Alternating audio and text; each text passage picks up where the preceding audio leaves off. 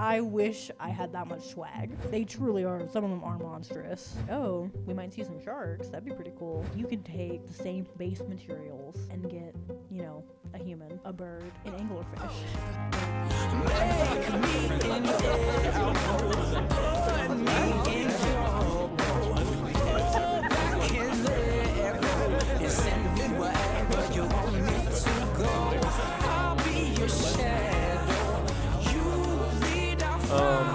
All right, this is Anela Castro. Hi. She's not related to No. Fidel Castro, No, I'm nor is not. she even Cuban. So, I'm not. what are you? I have gotten that question so many times. It's really funny you should ask. So, I'm Hawaiian on my mom's side, and I'm Mexican on my dad's side, and also just a lot of white kind of in between. So you're just a mutt. Just a mutt in Yeah. general, yeah. My friends in freshman year of college, they called me half and half, and they would always give me crap because they're like, "Where are you actually from?" Like, you have to pick one. You have to pick one. You can't be from all these places. That's just not possible. So what have you they used chosen? to- Just true and Well, tried it's American? funny because I would explain it a little bit, you know, my ethnicity, and they're like, "No, you have to pick one." I'm like, "Okay, well, technically I'm from Arizona, but I wouldn't Yeah. really claim that because I spent my formative years in New Mexico, and then my family moved to Oregon. Usually, if people ask where I'm from, I say I'm from Oregon, because that's where, you know, I felt like I was more of like an actual formed person. Yeah, that's where you'd consider home. Yeah, and that's, I think that's probably where I've lived the longest. I mean, for a while living there I had spent more time in New Mexico, but, you know, eventually you get to a point where, like, time keeps passing, and I can never remember how long we lived there. We moved there in 2013. So how many years was that when I left? Too many? Too many. It's a tiny, tiny town we moved to. There wasn't anything. My parents lied to us when they moved us up there. They're like, "It's okay. It's like, there's going to be so much more things to do, and we're going to, like, go out and do stuff as a family." They lied. They lied. Dang, all right. We had a mall in Carlsbad, and, like, there was stuff to do. The river had, like, a beach park that they built around. There was, like, cool, they had, like, big playground. It was great. And then we moved to LeGrand, and honestly, I'd say the biggest selling point there is the Walmart, which is funny because we have a university. So Crazy. I think more people come to town to go to shopping at Walmart than they do to go to school there. Hence why I'm in Moscow. I needed to get out, and I was like, let's go to U of I, because they told me they'd give me the WUI. And honestly, Give you the what? The Western Undergraduate Exchange Scholarship. That's what pulled me in. I wanted to go to UC Davis, actually. I wanted to go to school in California. And I applied to a couple of their schools. I didn't get into Davis. I did get into Irvine. And I was so excited. It was going to be great.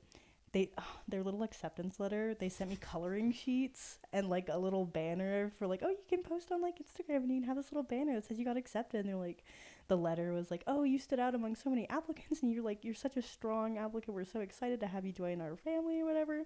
Super cute.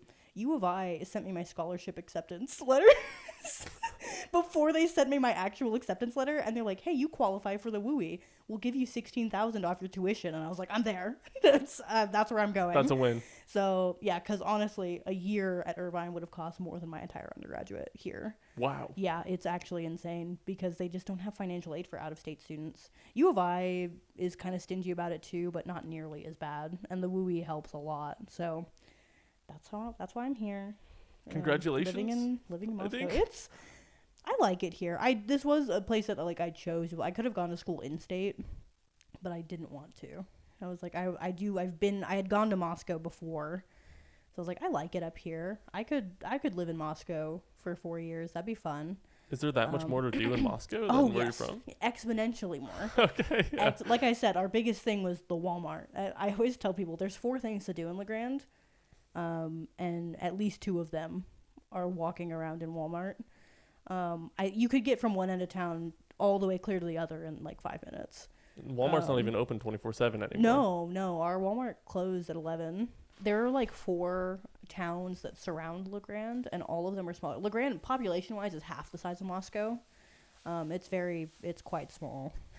And people would drive for, a good half hour, 40 minutes to come into town to shop. Actually, LeGrand is 2 cities. There's a second smaller city. They're conjoined. You can't tell them apart, but technically there's another city that's part of it.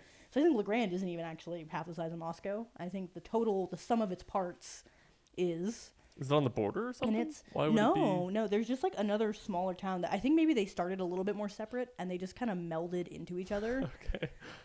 They're like I three don't city know, blocks apart? I don't know how... No, not even. It's continuous. There's no gap between them. It just happens. Like, you're just driving and like, oh, technically I'm in Island City now. But, yeah, they're the same. It is so small. It's so ridiculously small over there. Very, very rural. Have you ever wanted to live in a bigger city? I mean, I guess I did. You know, Carlsbad down in New Mexico. That is... bigger. It's called Carlsbad? Carlsbad is the name Somebody of the didn't town. like Carl. Yeah, I guess. There's actually, that one, I mean, it's a decent size. There's a national park, like, right outside of it, the Carlsbad Caverns. Whoa. Yeah, and, like, the 10 years that I lived there, I never went.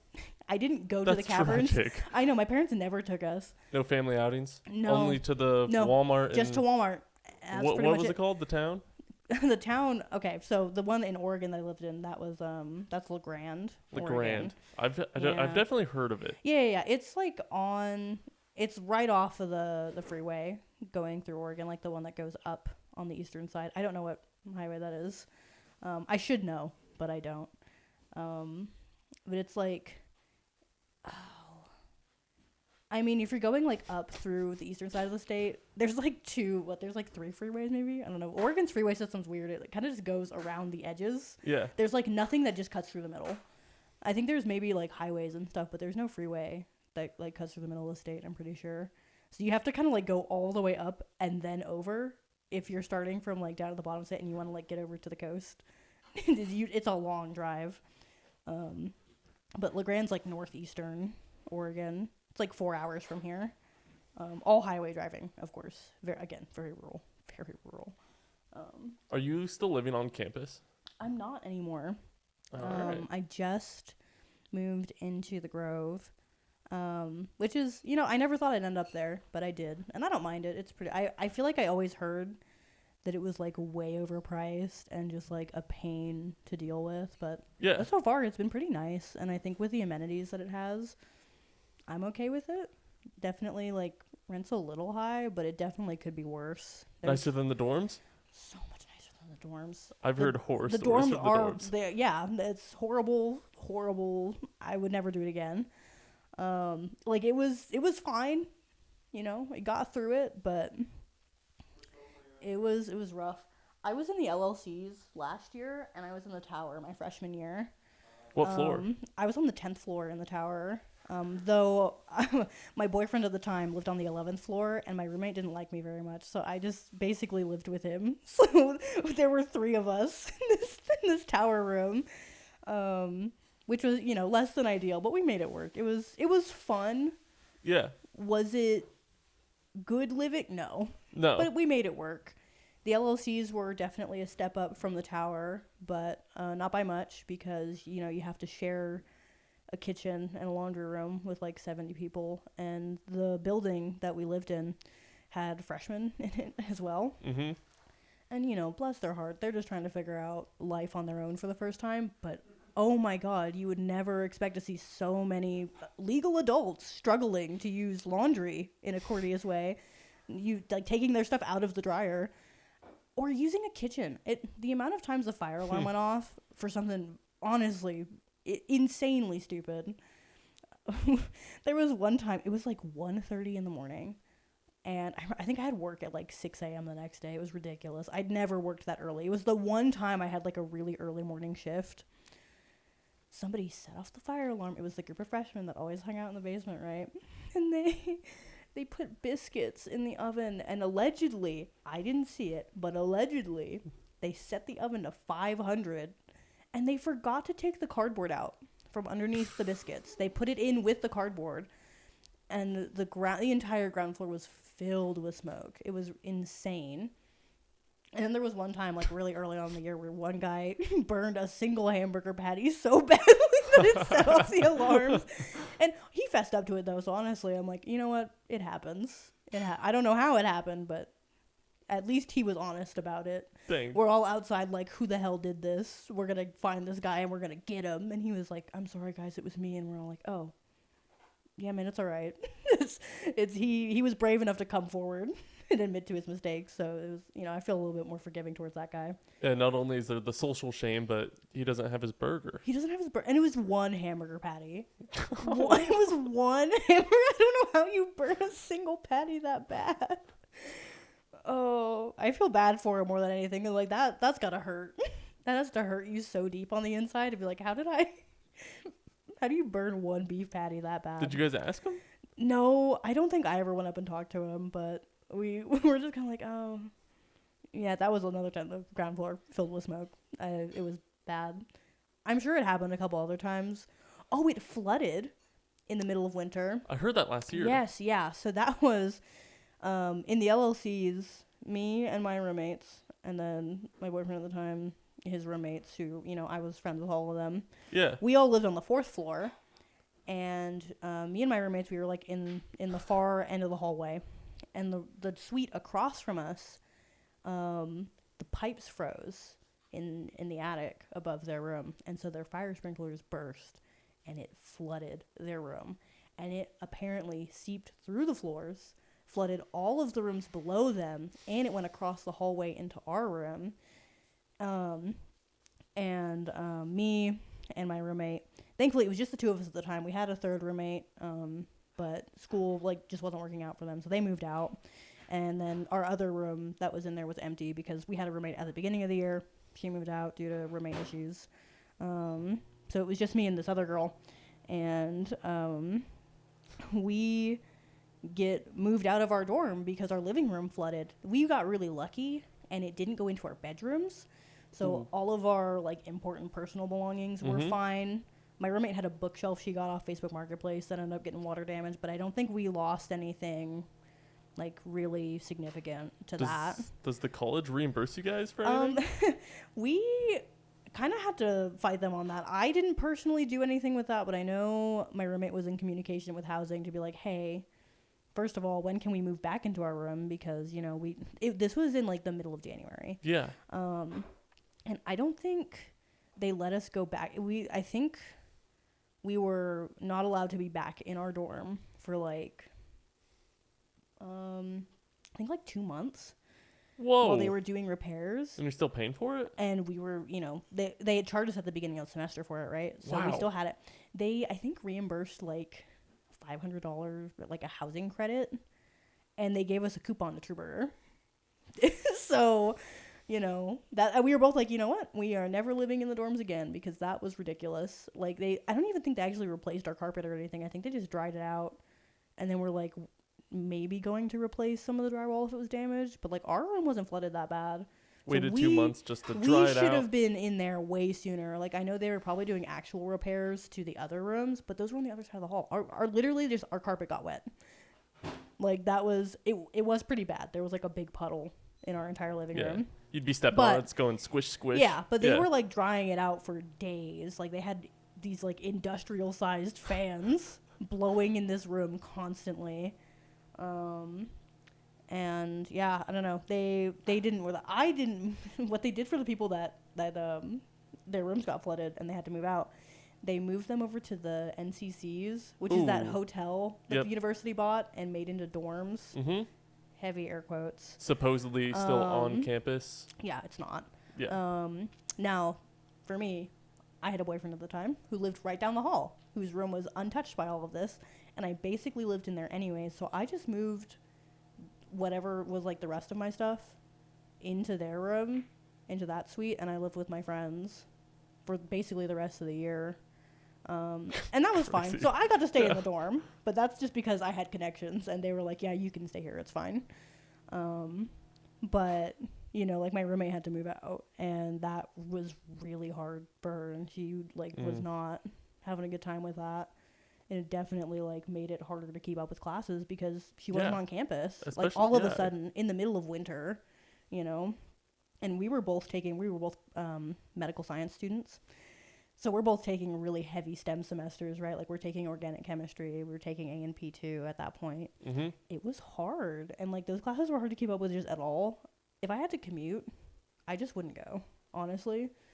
Like that would have ruined me, I know. And I know that was a struggle for her too. So I was like, I was very fortunate to not have to go and live in this hotel room. But, you know, it was a bad situation. So both of us were very much like, yeah, no, never again. We're out of here.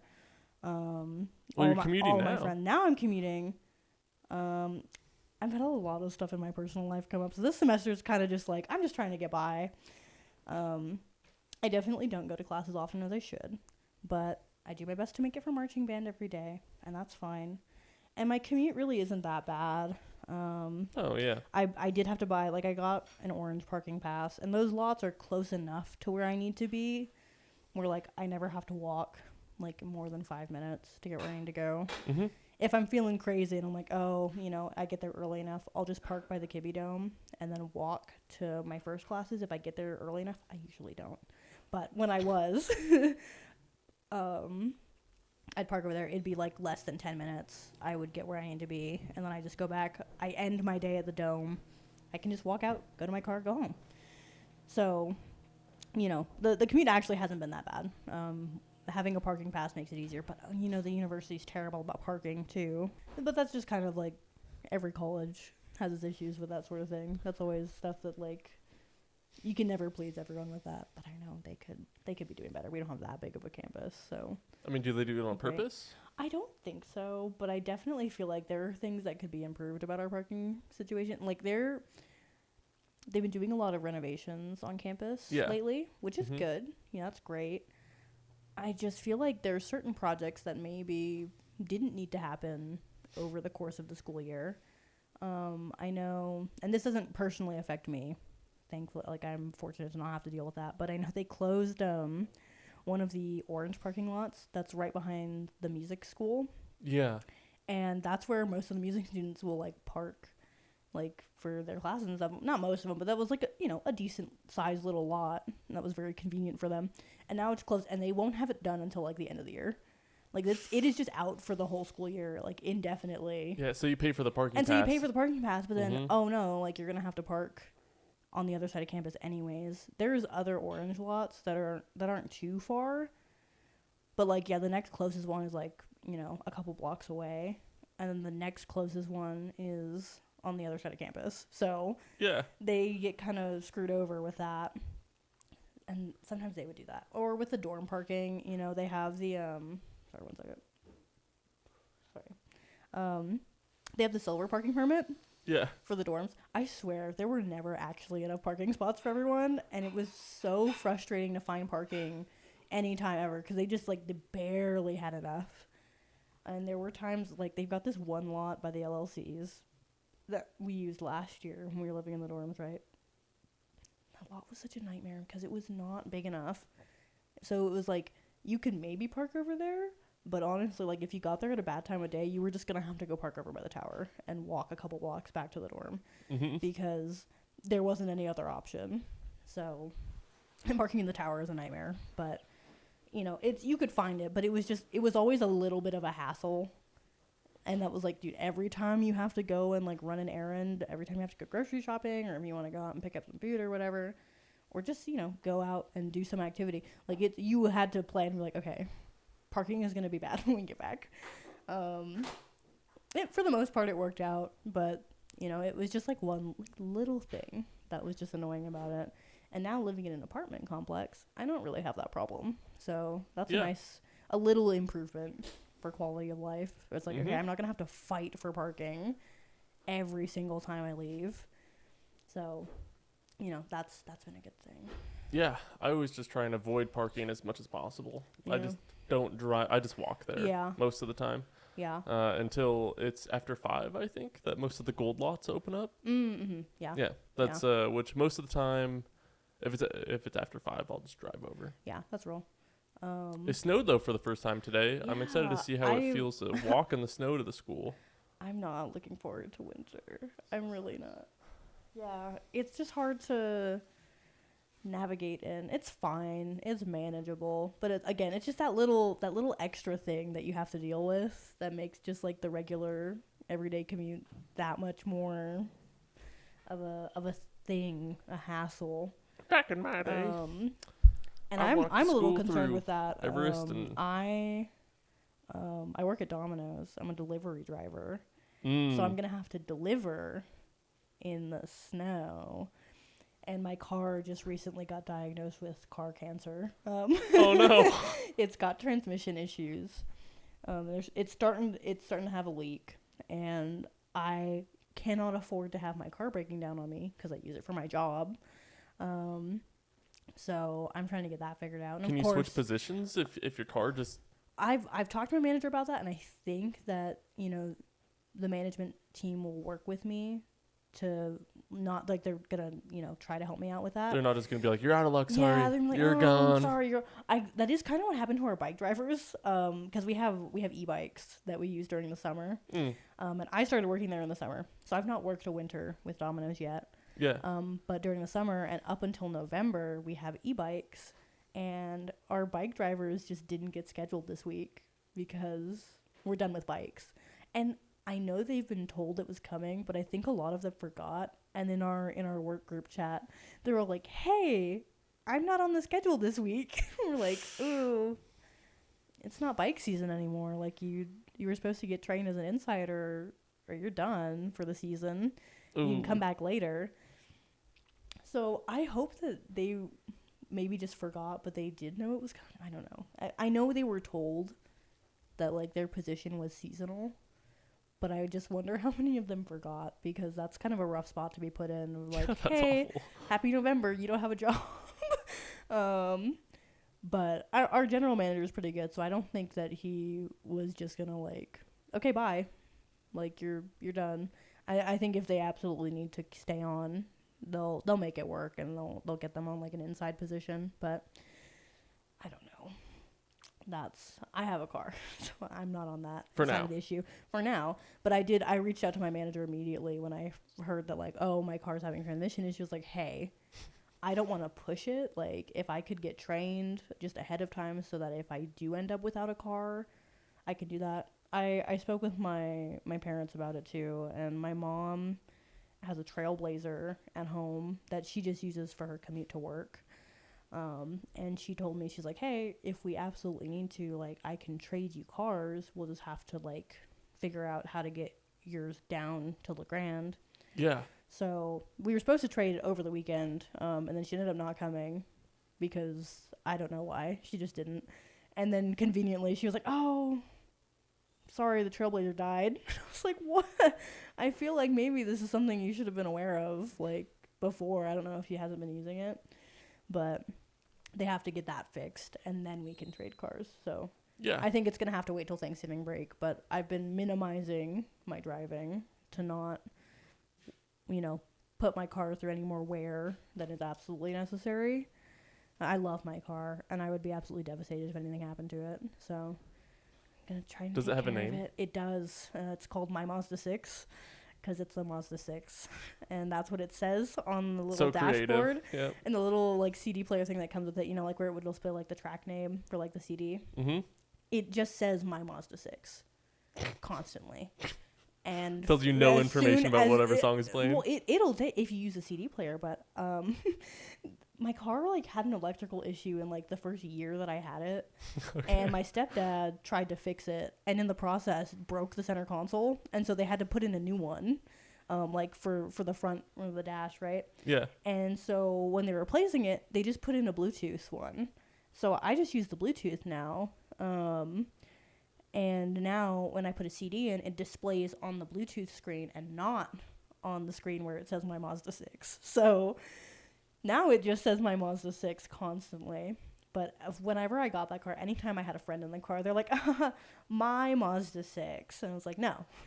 If I had a nickel for every time someone made that joke when they got in my car, I could probably pay off my tuition this semester. That's crazy. All right. It's because I already made payments on it. I don't have that much left on it. But it's still a lot of nickels. It's a lot of nickels. Enough to pay for the transmission repair? Probably not. I wish. But no, when they gave me the estimate, I'm like, oh, no, that's a later problem. Shoot. Because it was just way out of my budget. And I talked to my parents about it, and they're like, we'll try to do it at home. And I'm like, okay. So you know, my uncles are really into working on cars, and my mom's got a family friend that works in a mechanic. He works at the dealership where we got the car, so he has access to a shop. They could easily do the repair for me if they could get the parts. So they just have to figure out what they need, get it ordered, and then I got to get the car down there.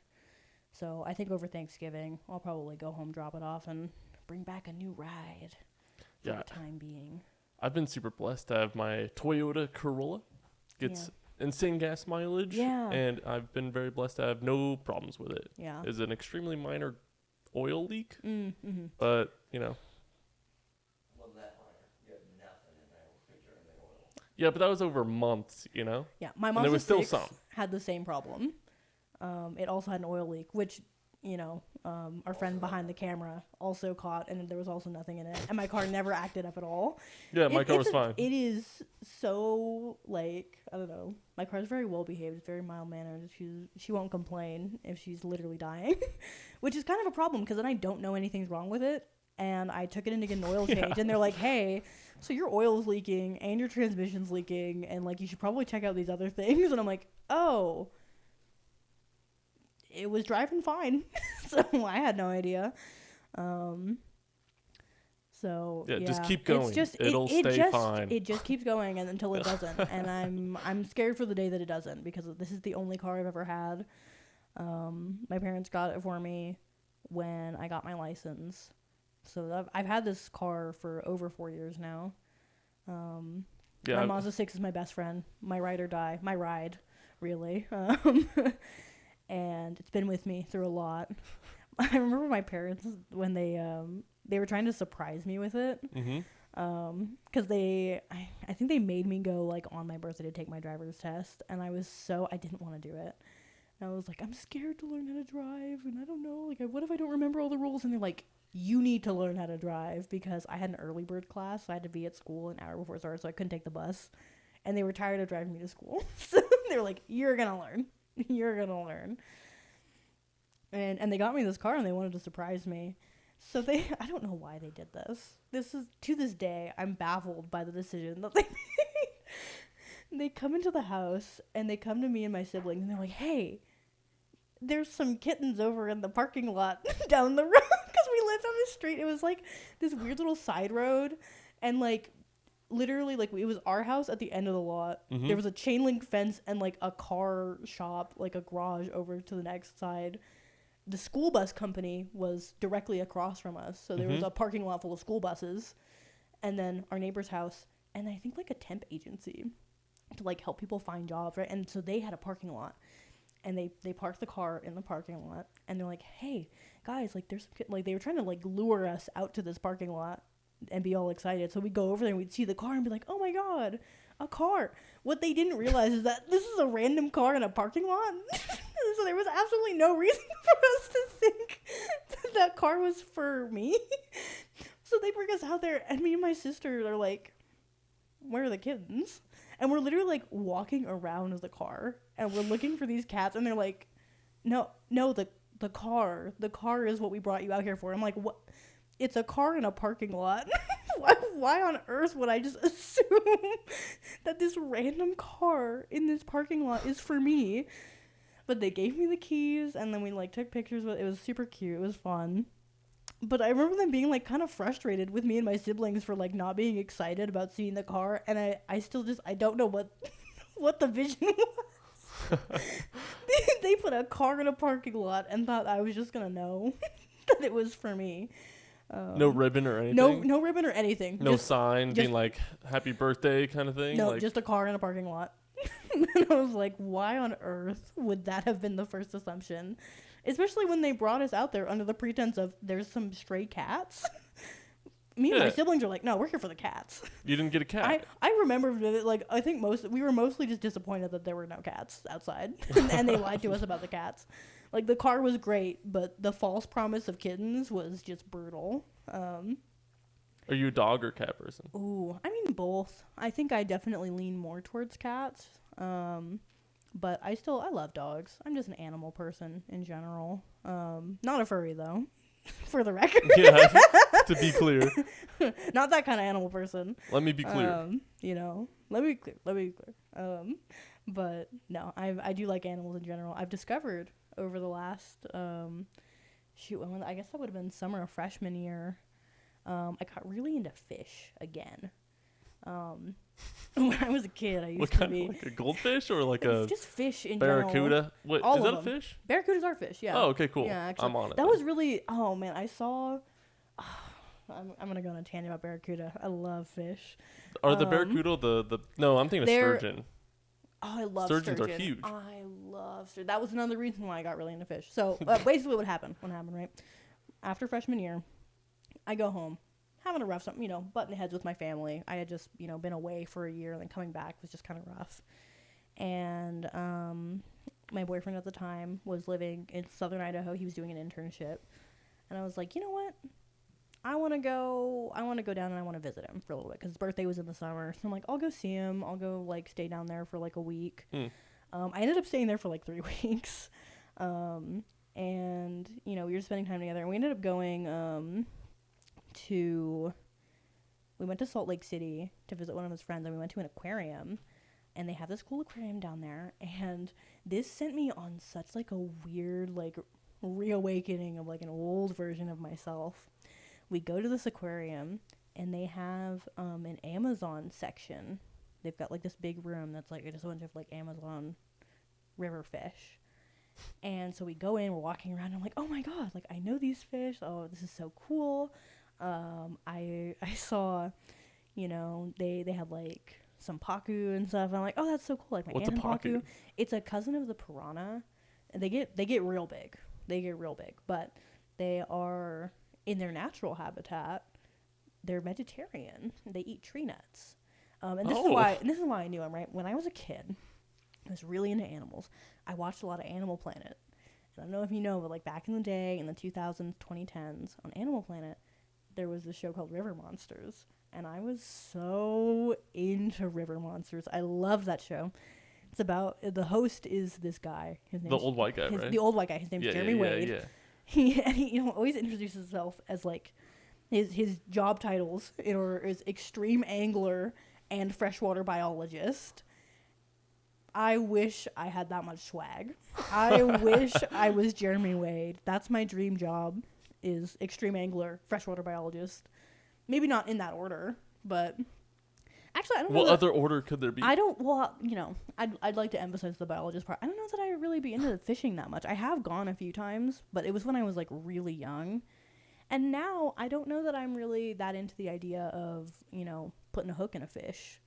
I do want to see them up close. And the thing with the River Monsters, though, is that Jeremy Wade is very respectful of the animals every time. And he's going out there and he's catching these massive fish in these crazy conditions, right? And they truly are, some of them are monstrous. It is incredible the size of which a fish can get in the right conditions. But he's always so, respectful of it. Every time he pulls it out, he's like, oh, this fish is, incredible. It's such a beautiful animal. Look at it. And it's just in its natural habitat. And the premise of the show, right, is that there's always stories of oh, there's some sort of monster in the river, hence River Monsters, right? Yeah. Something is in the water and it's killing people. And so then he goes and he's like, okay, there's probably some truth to these stories. So let's figure out what's actually causing these people to die in these waters and why.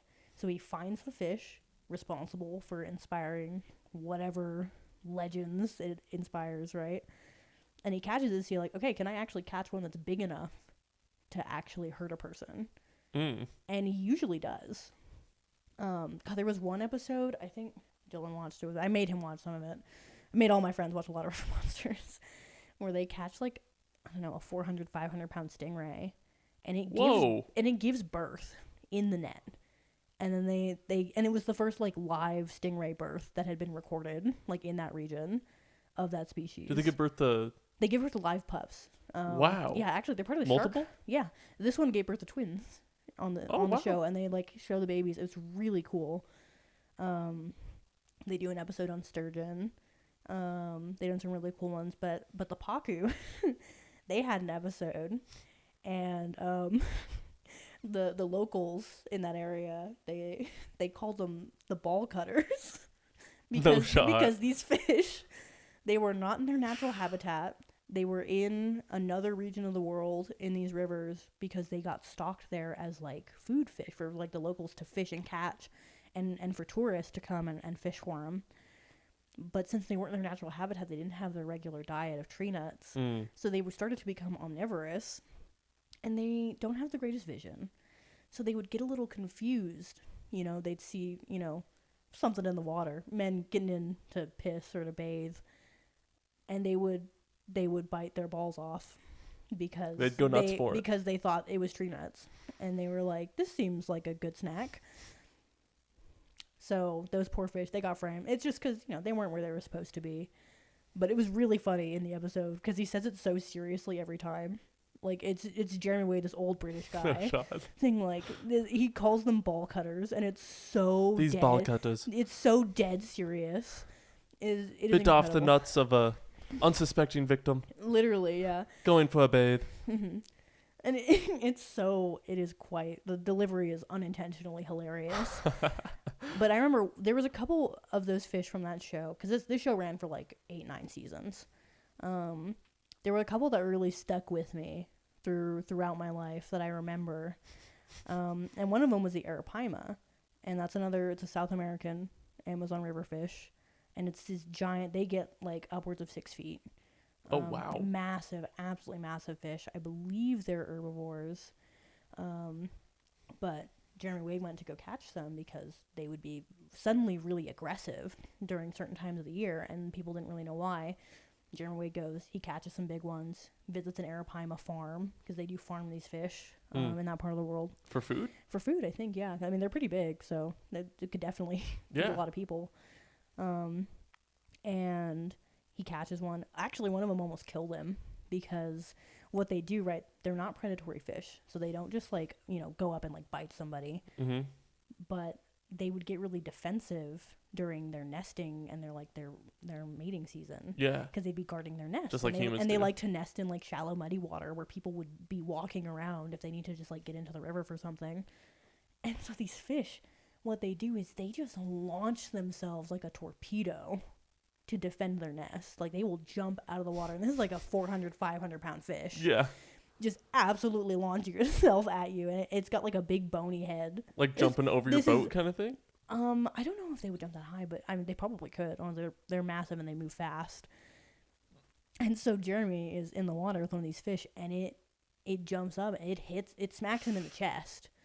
And it might have been when they were holding it, actually, after they caught it. It, like, tried to struggle to get out. They had, like, 3 or 4 guys all holding up this fish out of the water. And it almost killed him. It broke one of his ribs. He almost died. And I think he still went to that arapaima farm later in another episode. And he, like, was still he kept doing the show. This is, like, pretty early on in its run. But it was such a cool fish. And I was so interested in them. And so I go to this aquarium in Salt Lake City, right? So many years later, I hadn't thought about river monsters in, like, not in depth in years. And we turn a corner in this exhibit, and there's this, it kind of goes into like a little tunnel area, and they have this big tank. And I turn the corner and I look, and there's an arapaima. And whoa. I literally, like, I had flashbacks, and I was so ecstatic to see this fish. Like, it changed me. This was such a crazy moment for me. You felt your mortality? It was just a turning point of, like, oh my God. Like, just so much. It was crazy. It like, changed my perspective of the world to, like, see this fish in the flesh. To be so close to it. The show is real. It was like, oh my God. Like, it's real. Like, this is a real animal that, like, oh my God, like, like, the beauty of nature just, like, struck me all at once. They're called arapaima? They're called arapaima. There's some arapaima right now just sitting in a river. Exactly. They're just sitting in there. And they're so incredible. Doing their thing. Dylan, give me my phone. I need to show, I took pictures with this fish. Oh, sick. I want to see what an arapaima looks like. They were killers, massive, apparently. And they were gorgeous. And they're such majestic fish. I love them. I have on my car keys, I have a little, like, beaded, it was like a friendship bracelet thing that I made for a sorority recruitment event on campus. One of my friends is Are you in sorority?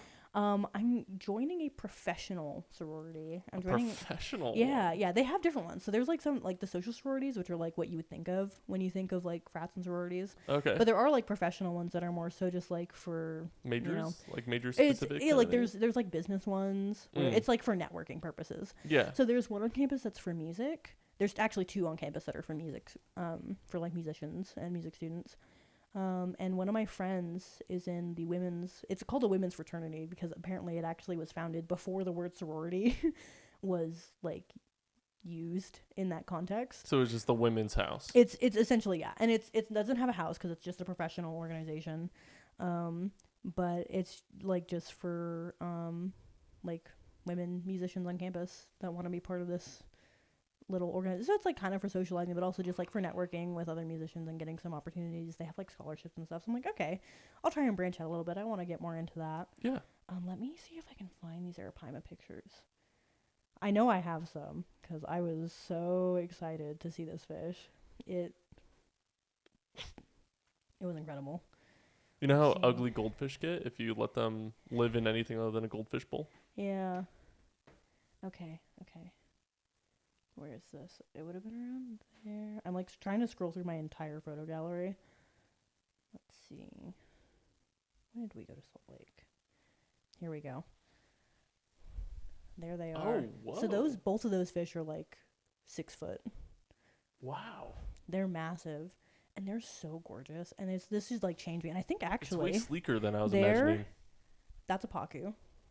Okay. Yeah. They're huge. Looks like how you'd think it would. Yeah. And then they had fat big piranha. Also a red-tailed catfish. Rat. Those can also get very large. They did an episode on those too. But this tank was called like Amazon Giants or something like that. Cool. And I stood in front of this tank for so long, and I was just like geeking out the whole time. I was so excited to see these fish. And after that, I rewatched almost all of River Monsters. Just after that, I watched it on loop for a couple weeks. Like the rest of the time, I was visiting my boyfriend at that time.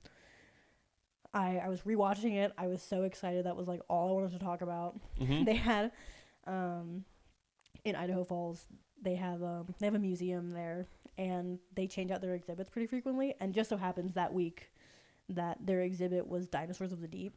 Oh, so wow. So we went to the fish museum exhibit, and it had like cool fossils and stuff. And I took a picture there too. And I wonder, there's an episode of River Monsters towards the end of the show where Jeremy Wade talks about ancient fish, dinosaurs of the deep, if you will. And he poses with this fish skeleton, like this model of a fish skeleton. And that's the same one. Not the exact same one that Jeremy Wade poses exactly, but it was the same type of skeleton. Yeah, the same fish. And so I take a picture with it like, oh my God, I'm just like Jeremy Wade. Oh, and crazy. I freaked out. I was so excited. It was incredible. And then going into that next year, I'm still thinking about it. I was so, it changed me. It kind of started to set me on a different trajectory of like reconnecting with like that younger version of myself that was just so in love with nature and animals. And for some reason, fish in particular. Like when I was really young, the first job I remember like ever wanting to do was I wanted to be a marine biologist. And I gave up on that dream really early on because I didn't know how to swim, and I was scared of being underwater for some reason. Like scared as if like I had almost drowned, which I hadn't. I don't know where that fear came from, but I was just like really unreasonably scared of being underwater. And so I just kind of like gave up on it. I was like, oh, maybe I'll just be like a regular zoologist. And then from there, I just kind of drifted, and I didn't really think about it again until high school. And at that point, I was more worried about like, what's a job I can do that I would like, but that's going to make me a good amount of like money that I won't have to like worry about it, you know? And that's when I got into, wanted to be a medical examiner. And I was set on that from my freshman year of high school. All the way up until that summer when I was like, oh, I'm really into fish. And do you like eating fish? I do like seafood. I don't eat a ton of it around here just because like, I mean, where are you gonna get good seafood? We're pretty so far inland. So true. I do enjoy salmon. I just don't cook it a lot just because it's like, okay, well, I can get like frozen fish, but I don't know. But my family on my mom's side is Hawaiian. So there are some things. I remember we went one year to go visit family, and my stepdad like took me on like a separate little outing because like one of my uncles, I guess, had paid for us to do like this little submarine tour of a reef. Whoa. And that was really cool. And so we went out for lunch before that, and we had poke, which is so good. But I remember it was so bad because I had this bowl of poke, and I think that was the first time I had poke? it. So poke, it's kind of like, you know, like think of like a burrito bowl, but for sushi. It's like deconstructed, so it's like rice, and then like you put like some veggies and stuff in there, maybe like some edamame, you get some seasonings, get some good sauce, and then raw fish on top, little cubes of fish. And when you're right by the ocean and it's fresh, it's great. Yeah. Kind of hard to get it over here. Yeah. It's a little bit sketchy. For sure. But it is really tasty. So, you know, we have that. Great. You know, I'm living my best life on the islands, and we get on this submarine, and we do the tour. It was pretty cool. We come back up, and I'm so seasick. And I think part of it was, like, I just ate a bunch of raw fish, which I've never had that much in my life in one sitting. And then we went on a submarine, and now we're back on land. I was like, oh, I feel sick. I don't think I threw up, but it was a long time ago. And then we went and we did, like, a little pick-a-pearl thing at Maui Divers Jewelry. I didn't know where it was until, like, this last summer. I went to Hawaii with my family. I'll get back to that. And I'm not wearing it today. I usually do wear it with this outfit, but I have a little pearl pendant necklace. And that was when I got that, was after the submarine tour. So that was a very, like, it's a very meaningful piece of jewelry to me. And that was still back in the day when I was, like, super into fish. And I was like, oh my God, we're doing a submarine? I get to go see fish? That's so exciting. Yeah, but anyways, I get really back into it. Saw the Arapaima. It set me down a path. Then, when was this? Because there was a time, it must have been spring break. Because, you know, it was, again, me and my boyfriend at the time, we decided to go and see the redwoods for spring break. And on the way there, my parents had mentioned to me, like, the last time we were in LeGrand, just, like, visiting, they were like, oh, have you seen Herman the sturgeon? And I was like, no, I've never heard of that. What is that? There's a named one? There's a named one. So there's a fish hatchery on the freeway, well, just off of the freeway. When you go from LeGrand and you're driving over to the west side of the state, if you're going up the freeway, there is a fish hatchery off the side where they have a sturgeon viewing pond, and they keep a few sturgeon over there. It is gorgeous. It's like right off of the Columbia River, and there's like, you know, forest all around. It's so pretty.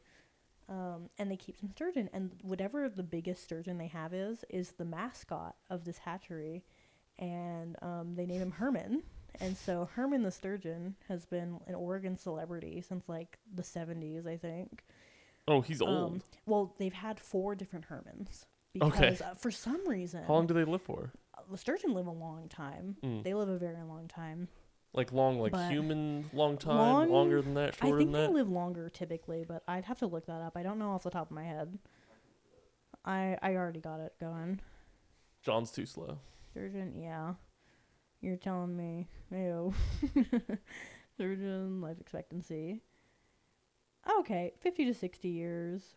But some can live to 100 or more. So they live like around human lifespans, maybe a little bit more in the right conditions. But they estimate they've had 4 different Hermans. Because for some reason, Herman is just a magnet for disaster, and people over the years have made attempts on his life. They tried to kidnap Herman. Herman survived a wildfire. Herman has lived a storied life. There's like on the Oregon Fish and Wildlife page, there's like a history. There's like a Herman the Sturgeon Wikipedia page essentially on the Fish and Wildlife website. And there was like multiple incidents where like people have like assaulted Herman and like tried to kill this fish. I don't know why. I don't know what on earth could compel someone to make an attack on a fish. Only demons. I don't understand it. Why would you attack Herman? He's unproblematic. His name's Herman. His name is Herman. Why would you ever attack someone named Herman? Yeah. Especially if he was a sturgeon. Okay, he's incredible. Herman the sturgeon. On my laptop, I have 3 different Herman the Sturgeon stickers. I have a Bonneville Fish Hatchery sweatshirt that I bought when I went to visit for the first time. I'm not wearing it. You're wearing a fish shirt. I am wearing a fish shirt. Crazy. It says Salty Crew. It's got a tuna on it, and on the back of the shirt, it actually has the same picture, and it has tuna facts. It has facts about yellowfin tuna. Do you know how to swim now?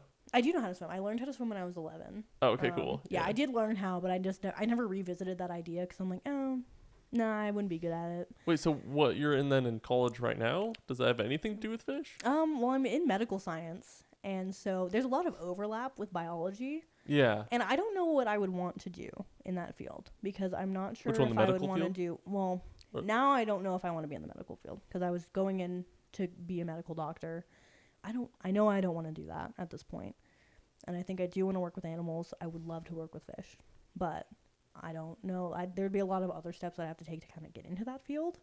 But there's some good overlap. So if I finish my medical science degree, I can apply that because maybe because I do like medical science. I do enjoy it a lot. I could kind of meet it halfway, maybe do some like veterinary medicine, in which case my med sci degree would still be useful. Or I can, do a couple extra semesters of undergrad and get a biology degree. Maybe with medical science, I might even be able to just get into some graduate programs, but there might be some prereqs they need me to do. So I don't know. I'm still kind of looking into that right now. Since it's still kind of a new concept for me to like try this out, I'm just going to try to finish the degree that I'm already more than halfway through and just get it done and go from there. But let's see. Where was I with the fish thing? We go to see Herman. Okay. Another moment that changes me fundamentally as a person. Again, my brain chemistry altered. This fish was incredible. I have Herman pictures. Hold on. How big is the sturgeon? Sturgeon? Oh, they get well over 6 feet too. Yeah. I think some of them. Let's see. Sturgeon overview. Let's see. Oh, I feel like I should know off the top of my head, but I think are they some of the biggest freshwater fish? They are, yeah. Let's see. And Herman is a white sturgeon, specifically, I think. Oh. How big? Like an albino? No, that's just like one of the species. There's white sturgeon, and I think there's green sturgeon, which they look very similar. I think one of them just tends to be more pale. Okay, yeah, white sturgeon can grow up to 20 feet long. Ooh.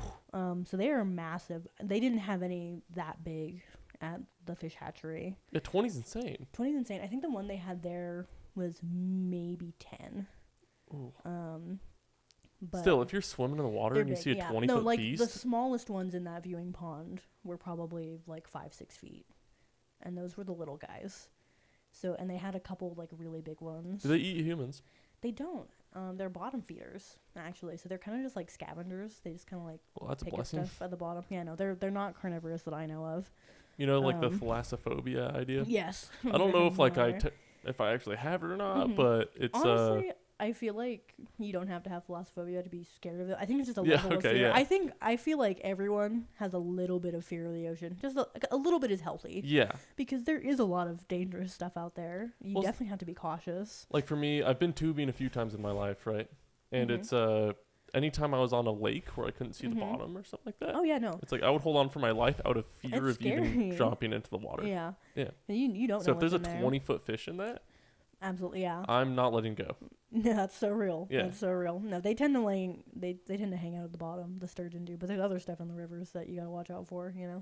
Like what? It depends on where you are. Depends on which rivers. Yeah. I think some up crocodile. north. I think up north you're in a safer spot. Yeah. For sure. But like there's predatory fish everywhere because in any ecosystem you're gonna have a predator. So true. Oh, that was when we talked about barracudas. I thought those are so. Barracudas are such a good example of like just the perfect built predatory fish. They are so sleek, and something about predatory animals, right? It's that like forward facing eyes.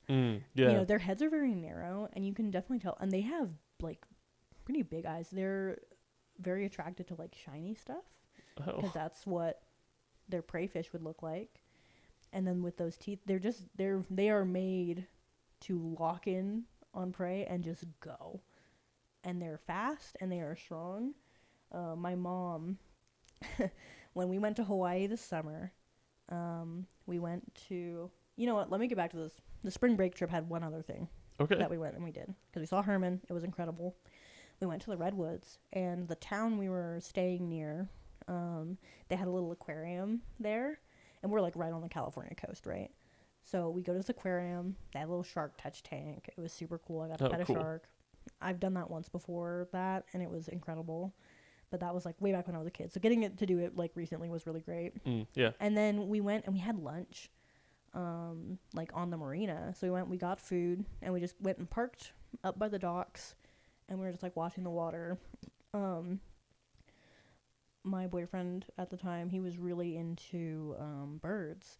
And so we were bird watching and eating lunch. We're looking at the waterfowl because, you know, we don't have those up here. So he was getting to see a lot of species that he doesn't normally get to see. Yeah. And there were, that first night when we came into town, it was dark. And we stopped by a restaurant that was right by the marina, but you couldn't see the water because it was so dark out. And I heard this sound when we were leaving the restaurant, and I was like, what is that? Like, it sounds like someone's dogs are barking over there. Like, does someone have their dogs over there? And we're getting in the car, and I'm like, oh my God. No, that's not dogs. Those are sea lions. Oh. Those are sea lions. And so we didn't go over there because it was pitch black. But the next day we get lunch, right? We're watching the birds. And there's sea lions just on the dock. And they're just, like, laying there. I see some, they're, like, you know, a little ways away. They're on, like, a few docks over. Yeah, some water dogs. They're across the parking lot. And they're all just, like, taking a nap on the dock. Cool. And we're watching these birds. And then my boyfriend was like, hey, Anela, do you see that? And I was like, what? He was like, look, like, right in front of us. And I'm holding the binoculars, right? And so I can't see directly in front of us, and I'm looking, and there's, like, a bird swimming by, and he's like, do you see? I'm like, oh, yeah, it's, like, swimming away. Like, I thought he was talking about the bird. He's like, no, like, right in front of us. And I take the binoculars down, and, you know, maybe, like, just, like, 10 yards away, there's a giant sea lion sitting on the dock right in front of us. We're in the car in the parking lot, so we're not, like, right next to it, but it was right there. And he just sat there, and it was just hanging out, just one big sea lion. I'm like, oh, my God. I think I got a picture of that one, too. Let's see, that would have been, I have to scroll through my entire photo. I'm like, I'm pinching out to, like, get the biggest view of my timeline here. So this would have been. Did you name the sea lion? No, I did not. There he is. The big, and there were harbor seals out right there. And it was incredible. You know, we look across the water. It's just on the rock. And I don't know if you've seen a harbor seal. They are so pudgy. They are the little water puppies. They're all blubber. And they're so cute. So, seeing some marine mammals was really cool because we don't have any of those really around here. I mean, we do, but, like, you'd have to really look to find them. Yeah. So that was really exciting. And then, you know, we come back to school. I didn't really see any cool fish after that. I was taking pathophysiology, which honestly was the last class that I took and actually enjoyed. What is that? So pathophysiology it's sort of like, well, what do they call it? It's the mechanism of disease in the human body, or just in a body, you know, because it can be applied to other organisms, right? But it's a little bit different. This was specifically focused on humans. And my professor, it was really interesting because this is a class that's targeted directly at medical science students, particularly nursing students, because it's, like, for diagnostic stuff. So when you're, like, the first person giving care to a patient, like, you got to know these things so you can kind of recognize, like, okay, what's going on? How are these things connected? Like, what could this lead to? But my professor did all of his undergraduate research and his graduate research and his doctorate research and his current research on fish. Oh. Yeah, and he studies trout, and he studies pathophysiology in trout right now. That's his university research. That's what he's doing here. And so I talked to him, and I'm like, hey, I kind of like fish. If you need an undergrad in your lab, let me know. Like, I'd be super interested in that. And he was like, maybe. He didn't have an opening, but he's supposed to get an opening next year. So I got to talk to him about that and be like, hey, now I know I want to do stuff with fish. And I did well in pathophysiology, so I think that gives me a leg up. So I got to get in on that because I think that'd be a really great opportunity. But that was a really interesting, like, in my spring semester, it kind of came back again because it was like, oh, I really like this class. My professor is doing research with this content that I really enjoy. Yeah.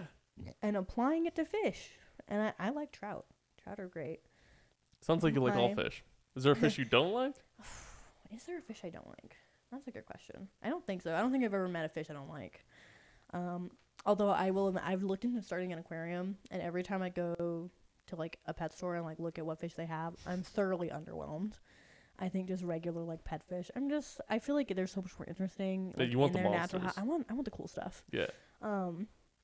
Which the cool stuff. My family, we went to Hawaii over the summer.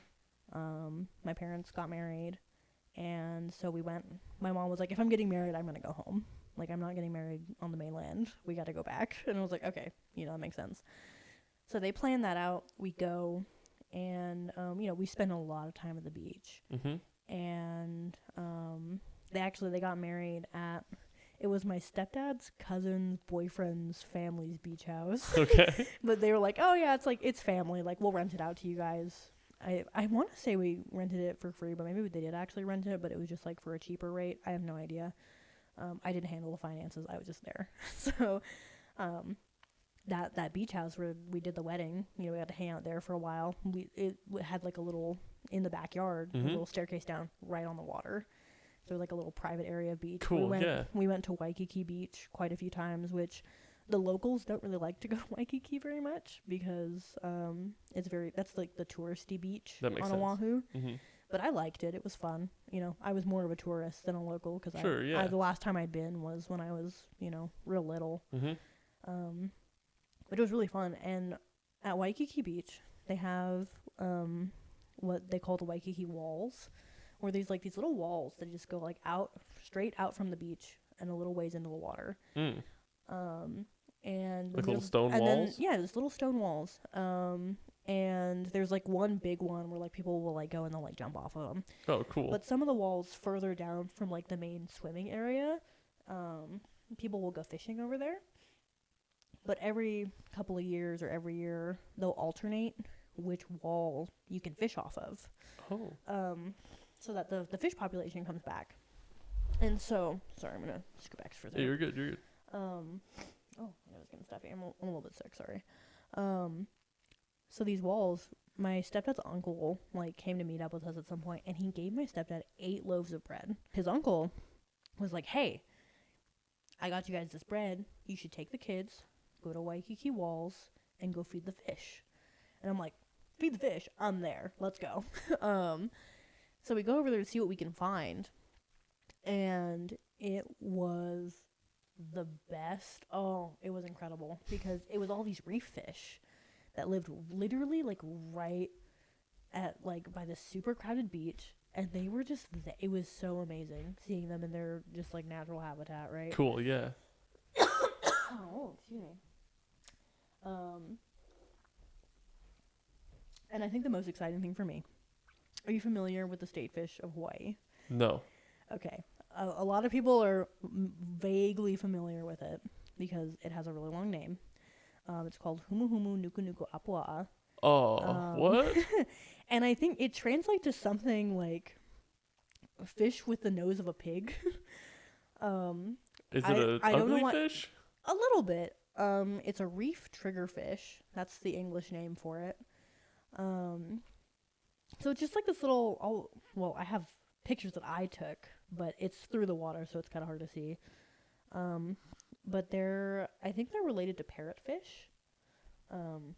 They've got a little beak almost, because they'll eat at coral and stuff. Yeah. Oh, excuse me. Let me see. I'll pull up a picture for you. They are a little ugly from the front, but from the side. Thank you. I need that. Getting tissues from off screen. Will you take a break if you want, or maybe I might need a little break. Okay. But here, that's the fish. Oh wow, that's beautiful. Yeah. Viewers at home, if you want to look up this fish, if you look up Humu Humu, Humu. Humu Humu Laka Laka Baka Waka. It'll autofill the rest for you. Google is your friend, so you can. In that regard, you could just You can look it up. They're very cute, very pretty fish. Maybe put that in the intermission. Yeah, okay. No, I think a lot of people are vaguely familiar with it because I think in one of the High School Musical movies, they sing a song with the word humu humu nuku nuku apua in it. And so people who grew up in the 2000s might recognize that. But I got to feed a humu humu, and that was incredible because it was just there. And it was so interesting because you could tell that, like, I don't know, it was a little bit smarter than the other fish. Just a little bit. Because there were these really big fish that were over there. And I think those are called ulua. I don't know the English name for them, but that's what my family called them. My stepdad was trying to figure out what they were. And he did eventually figure it out. And he showed one of his other uncles. And he was so, like, this man that had literally lived his whole life on the island and had been fishing in these waters, like, for as long as he's been alive. He was so shocked to see pictures of those fish, the ulua specifically, because he's like, I've been fishing for he's like, I've never caught one. Oh, wow. I've never caught one of these fish. I've never seen them, like, that close up. And he was like, where are they? Like, where did you see these guys? And I'm like, they're just over by Waikiki Beach. And he was like, no way. Like, they're just there. And there was a bunch of different ones. We saw, like, this little goby looking thing that was, like, on the wall. It was crazy. And there's little crabs running around. And of course there were pigeons. Yeah. There were pigeons everywhere because of the big metropolitan area. And there was this humu humu that was, like, right by the wall. And of course, the ulua, way bigger. And they were in, like, a school, right? There's a bunch of them. Mm-hmm. So we would throw bread out, and they would all swarm it. So these little fish didn't really have a chance to grab any. But the humu, what I would do is I would throw a few pieces of bread out, and the ulua would all go swarm that. And then I would drop a couple little ones, like, right by the wall. And the humu humu would stay there, and it would wait for, like, the little pieces to come in while the other fish were distracted. And that little thing, it hung around a lot longer than the other fish. Like, you could tell it was a little bit more patient. But it was just such a special moment to, like, have this connection with an animal in its natural habitat and be, like, by the ocean. It was incredible. Another moment that changed me. I was going through a lot over the summer, and that kind of, like, that was such a moment of, like, peace and fulfillment that I don't think I've felt since. And I was like, I know, like, that was when I was like, okay, I know this is what I need to do. Like, this is my calling. I was stopping tourists while they were walking on the wall to, like, go take pictures of the water. Like, families were walking by me, and I'm like, oh, hey, look at this fish. And I'm, like, telling them about the fish. I'm very introverted. I don't just talk to strangers on the street. But this was, like, I was important. And I was like, you guys should look at this fish. Look at this fish. And I was, like, telling them about it. And they were like, oh, my God, that's so cool. And then they would go about what they were doing. I think I stopped, like, 4 or 5 groups of people. I spent, like, an hour on the wall. I made, like, I only had a couple pieces of bread by the time, like, my siblings and my family were all done. And I made that last as long as I could so I could keep feeding these fish. I got videos of it. It was amazing. And yeah, that was kind of like my nail in the coffin. I'm like, I need to switch career paths. Cool, yeah. Because that was just so, I don't know, it moved something in my soul. I was like, this is what I'm supposed to be doing. Excuse me. Yeah, then this next year it seems like an opportunity might arise. Yeah, it might. The potential for it at least. Yeah, and I'm going to definitely be watching out for other opportunities. Mm-hmm. I'm thinking maybe once I finish up here, I might go back home and maybe head west and go to Oregon State. They have a good marine biology program. So I might look into that or just kind of hang around and just see where the wind takes me. Yeah. But, worst comes to worst, I'll just go work at the fish hatchery and go hang out with Herman all the time. Yeah, there you go. I can always work with her. I would love to work at an aquarium. You'll go see the next few generations of Herman. Oh, I went in was it? I think like late June or like the first week of July maybe. And no, it would have been like mid-June.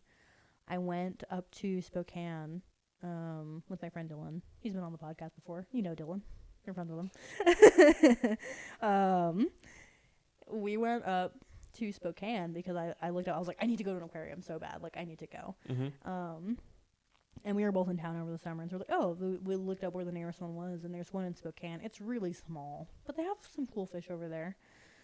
And they have a stingray touch tank. And so I go and I pet the stingrays, and they had like this thing where like, oh, we get over there and we pay for our tickets. And they're like, do you want any feeding tokens? And I was like, what do I get with the feeding tokens? And it's like, oh, they had a couple exhibits where you could feed the animals if you had the feeding tokens. Like they'd give you like a little handful of like food for them, and you could feed them. And one of the things you could feed was the stingrays. Oh. So we go and I use my last feeding token. I feed the stingrays, and what they had you do is like they give you a little piece of fish, and you just like hold it in between your knuckles, and you keep your hand kind of flat, and you just like stick it in the side of the tank, and they will swim up and just kind of like sit on your hand basically and like suck the food up. You feel it? Yeah, because they're also kind of bottom feeders, right? Though I think stingrays are predators. Some of them are, anyways. I don't know if they can get really big, at least in the ocean. They can be. Yeah, because in the ocean, they got manta rays, which actually, I don't know. Yeah. Manta rays are a little, I don't know if they're in a different group. I don't know. Well, their mouth is on the front side, where stingray, the mouth is on the belly, I think, right? are filter feeders. And I don't know if they're in the same family as the rest of the rays, but they might be. I don't know. Taxonomy gets weird with differentiating different like families and species and stuff, right? Because like rays are in the shark family, actually. Oh. Yeah, they're very. They have some similarities. I don't know exactly how, but I haven't taken a lot of like animal focused biology classes in a while, so. But I know some little bits here and there from my being an animal kid back in the day.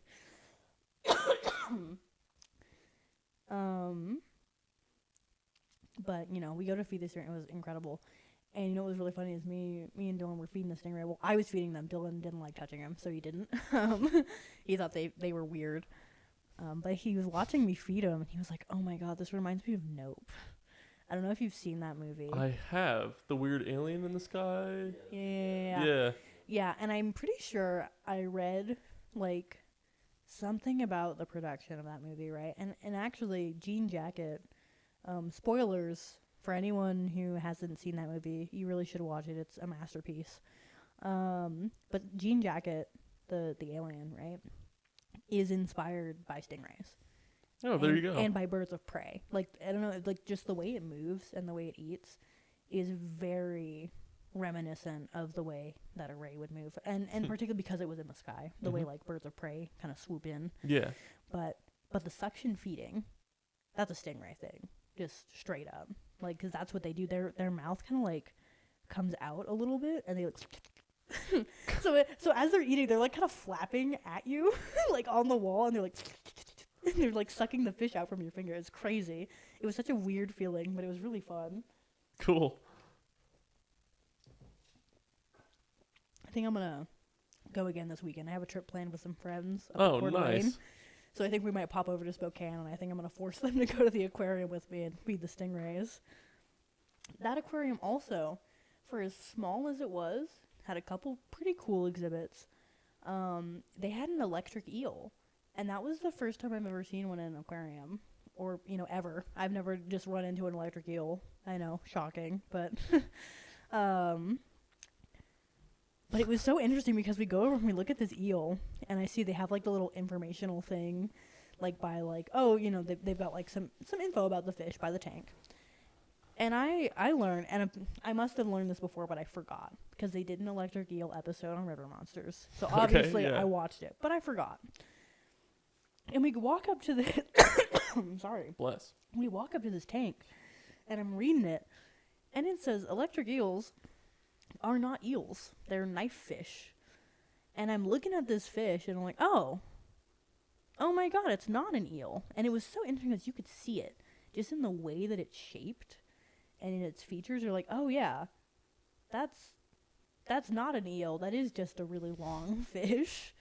That's so weird. Oh. And it was really interesting because, in a lot of, in most things, but in particularly in biology, there's a lot of like form is directly related to function, right? Like the structures of any part of an animal's body is directly related to what they use it for. Right. Like how a barracuda is sleek and... It's sleek, it's got the eyes to catch movement really easily. Like, they're sight predators, right? The electric eel, you can tell it's not an eel because it had different features, right? It had fins on its body. And they're so small, you could barely, they were like minuscule in comparison, but it was just like right towards the front, right behind the head. It had this little fin right on the side. And this eel was really fun. This is like a 4-foot eel that I'm looking at. And it's just chilling. It's literally just floating there, like minding its own business. It's not doing anything. I'm like, it's so real for that.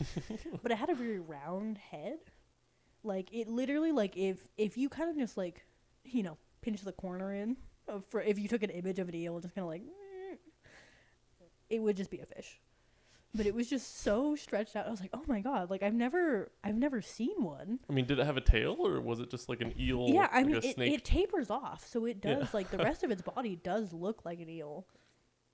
But it had these little fins and its head was a different shape. Like, I don't know if you've seen like a moray eel or any other eel. They're kind of ugly looking. But they've got kind of a long head. They've got like a long jaw. Beak and even. they have teeth. Yeah. Mm-hmm. This eel had a fish face.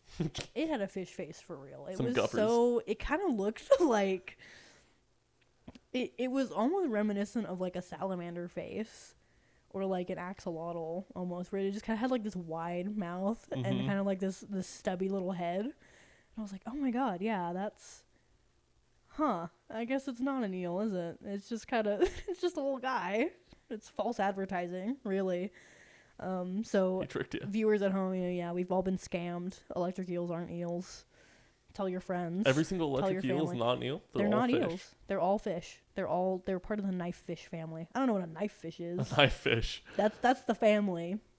I think that's just maybe fish that are long in that way, that are related to that. There's other similarities with them. That's, families are a little bit more specific, but again, I'm not super well versed in taxonomy in that way, so I can't. Have you ever looked into like a sunfish looking character? I have seen sunfish. I've never seen one in person. Yeah, but they get huge, right? They're massive. No, and like the deeper you get in the ocean, it's insane. Like, I don't know, tuna are so insanely large. Yeah, it is wild. And fast. Like how big they are. Yeah, that and I didn't know this, but halibut, which is like another common like food fish. Like you can get halibut fairly easily, like in most grocery stores, right? They're massive, and I didn't know they're flatfish, so they look like a flounder. Oh, have you ever seen one of those where it's like sideways? Yeah, they try to like burrow into the sand. And the eyes are like on the top. Yeah, a halibut is one of those, but they're massive. Like, they are enormous. It's like one of the most dangerous like commercial fishing jobs you can get. Is like tuna and like halibut fishing. I think because halibut, I'm pretty sure they're cold water fish, so I'm pretty sure they live in like really cold oceans. And so they're hard to get. It's like dangerous conditions just to be out there in general. And then the fish are massive. So, if one of those things slams into you, it's hazardous, right? Like you don't want to get knocked overboard or whatever. But it's quite, I mean, commercial fishing just at all is dangerous because being out on the ocean is, yeah, it has its risks. But particularly with fishing for large amounts of very large fish, it gets kind of crazy. My stepdad used to do deep sea fishing. Whoa. And he actually won a deep sea fishing competition when he was like a teenager. I don't know exactly how old he was, but I know he was a teen. And so there's a picture of him holding this marlin that he caught. And I'm pretty sure that marlin was as big as he was. So, it's like damn near 6-foot fish. And it was just massive. And so we had like, we've had this fishing trophy like in our house. And it's just like this little like model of a marlin on a plaque. And when we were in Hawaii, my stepdad, he took my brother deep sea fishing. And unfortunately, they did not catch anything. Their charter was very unlucky. They had some of the other groups that went out the same time as them caught some stuff, but they didn't. They did have a marlin strike, though. And that's pretty exciting because, I mean, those are hard to catch. And those are also very dangerous to fish for, obviously, because they got a giant sword on their head. So, risky, but, very, very old sport.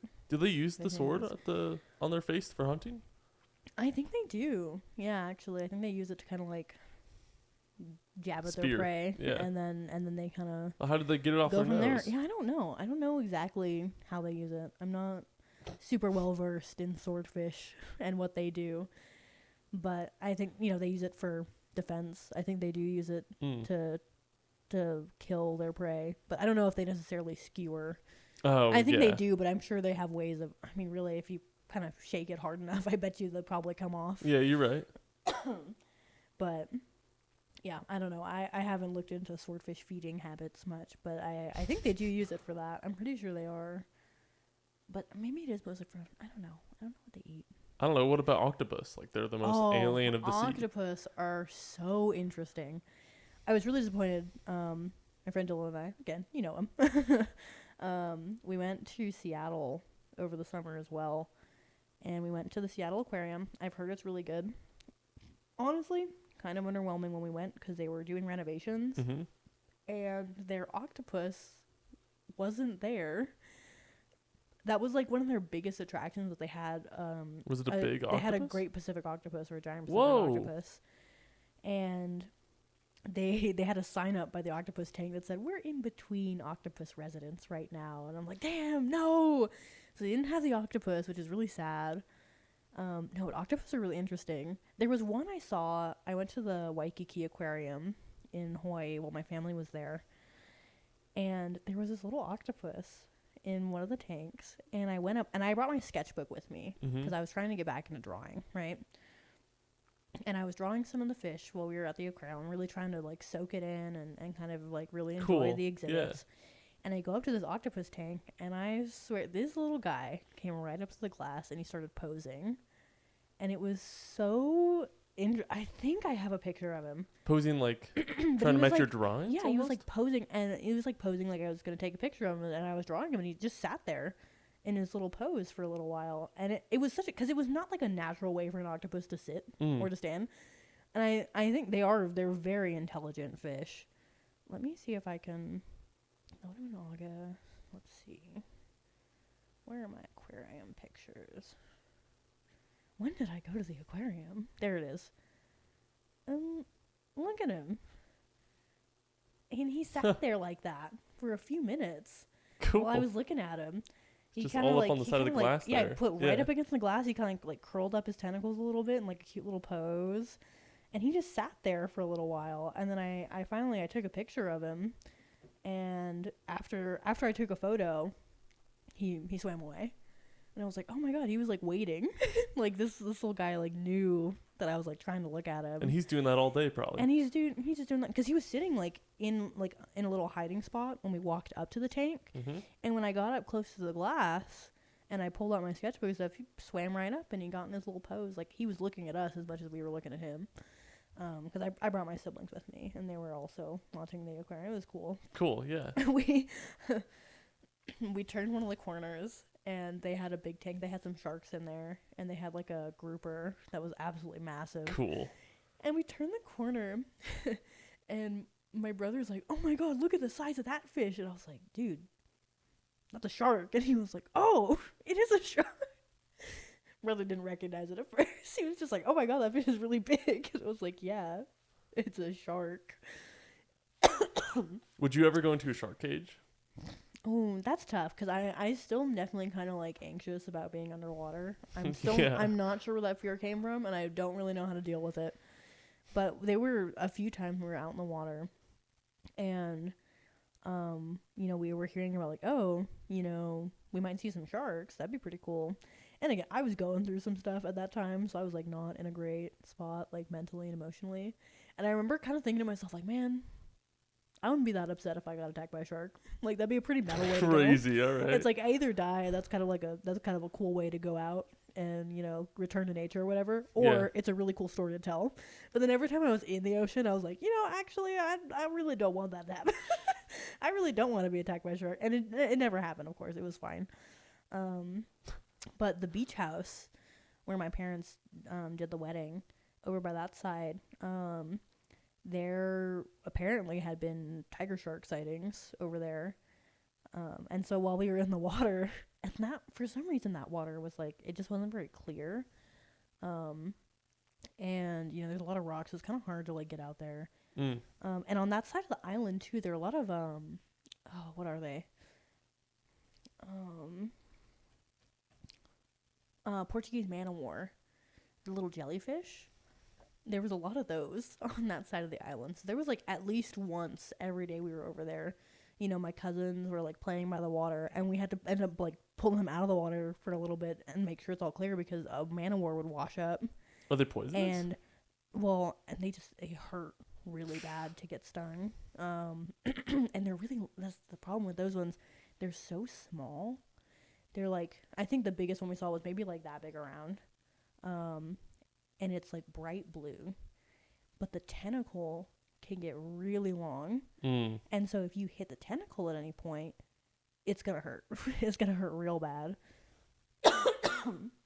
Thankfully, none of the kids got stung while we were out there. But there were like a few different times we were like out by the beach and we ended up having to like get out of the water and make sure everything was all clear because like a couple of them would wash up where they'd just start washing in like waves and we would get a bunch of them.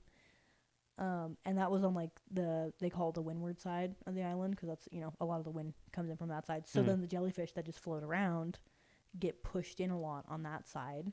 What's the life cycle of a jellyfish? Oh, you know, that's interesting because I think for some, they just kind of keep living.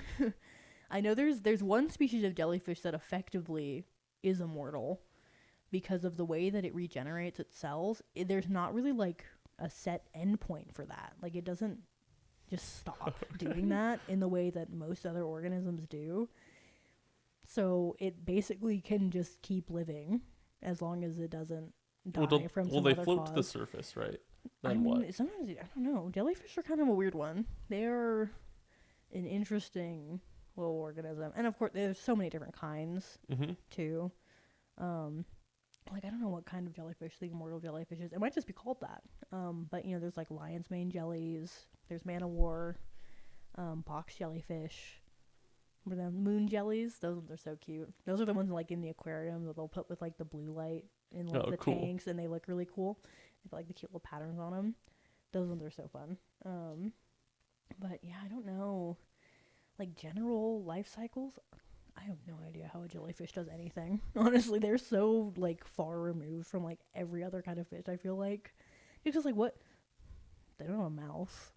They don't have a brain. They don't really do anything. They kind of just are there. How do they reproduce? I don't know. It looks like a bag. Yeah. I have no idea what they're working with. Yeah, I don't know. I'm sure I've probably heard at some point, but it's been a long time since I've looked into any jellyfish stuff. But they're so. I feel like just in a like the vibes that they have with how like weird they are compared to other fish. They're kind of like the fungi of fish. Yeah. You know, it's like the plant of fish. They're so not even plant fungi. Are weird. Right. They're kind of like in between animal and plant, and they're not really either because they're just so like. I don't know, fungi are weird. That's another like weird biology classification because they're so different from regular plants, but they're not animals either, and they're just kind of in like a weird middle ground. Like I don't know, they are strange. I'm excited to see what happens with fungi in the future. What do you mean? I don't know. They're just so interesting, and I feel what's like potential from fungi? I don't know. Like just I wonder. I mean, I'm sure it won't be in our lifetime, but evolutionarily, what could become of fungi is so interesting because there's such a variety too. You know, I don't know. Mushrooms are weird.